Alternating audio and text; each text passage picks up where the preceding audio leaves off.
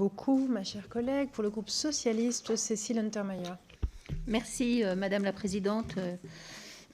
Monsieur le rapporteur, mes chers collègues, notre groupe a partagé le constat des faiblesses du cadre de formation des élus locaux ayant amené aux dispositions qui ont été votées dans la loi du 27 décembre 2019, dite Engagement et proximité, loi que nous avons soutenue.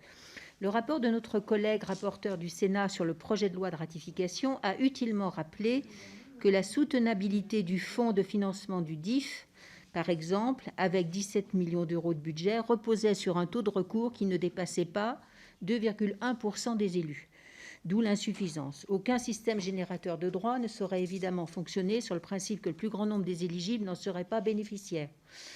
Une nouvelle réforme après celle de 2015 s'avérait donc nécessaire. L'abondement se fera par les collectivités qui peuvent donc verser des droits complémentaires correspondant à chaque élu. On doit quand même néanmoins s'interroger sur les possibilités garanties par les communes rurales à ce dispositif. Nous avons regretté, bien sûr, que cette réforme se fasse dans le cadre d'une large habilitation à réformer la formation des élus. Certes, le sujet abordé est technique, mais certainement pas au point de ne pouvoir faire l'objet d'un débat parlementaire à part entière. C'est toujours très utile de pouvoir débattre dans la transparence en séance. A minima, nous nous satisfaisons de pouvoir prendre ce temps à l'occasion de ce projet de loi de ratification. C'est en tout état de cause ce que nos collègues sénateurs ont fait en intégrant pas moins de 17 articles visant à sensiblement améliorer le contenu des ordonnances. Je souhaite personnellement souligner les dispositions des articles 1er octies et nonies qui prévoient une meilleure information des élus sur leurs droits, dans un contexte où seuls 3% en font usage, et à prévoir une sorte de kit de survie du nouvel élu local dès le début de leur mandat. Il me semble que nous pourrions même aller plus loin en prévoyant un socle de formation obligatoire et gratuit pour l'ensemble des élus dès le début du mandat.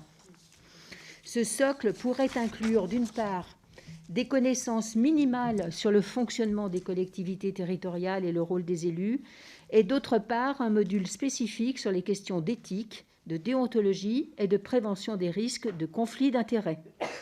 Ce socle de base est d'autant plus utile que la majorité des élus locaux demeurent des bénévoles, élus dans des collectivités ne disposant pas des moyens propres à financer des formations suffisantes. Si l'on veut encourager effectivement la démocratie de proximité, il faut, me semble-t-il, y mettre le prix. De fait, la prise en charge de ce socle pourrait être assurée par l'État. Charge pour les collectivités de financer les autres formations, liées ou non liées directement au mandat local. Et d'ailleurs, sur ces formations, sur ce socle, les parlementaires, nous semble-t-il, pourraient y participer et évoquer auprès de ces élus le fonctionnement de leur institution. Il est par ailleurs essentiel que la plateforme sur laquelle les élus locaux pourront consulter leurs droits et accéder à des outils de formation soit totalement gratuite et accessible. Le dispositif proposé par le projet de loi a également renforcé des dispositions relatives à l'assainissement du secteur de la formation des élus, marqué par des pratiques critiquables et des tarifs parfois prohibitifs. Si ces avancées vont dans le bon sens, le texte mériterait d'être renforcé s'agissant des modalités d'évaluation des mesures ainsi prévues. Vous avez, cher Bruno, écrit dans votre projet de rapport qu'il nous fallait prendre rendez-vous pour l'après. Ces ordonnances constituant d'abord un sauvetage de l'existant. Si nous souhaitons aborder cet après dans les meilleures conditions, donnons-nous tous les moyens d'évaluer les réformes que nous engageons aujourd'hui. Ces précisions étant apportées, et si les principales améliorations apportées par le Sénat étaient maintenues, notre groupe votera ce projet de loi. Je vous remercie. Je vous remercie.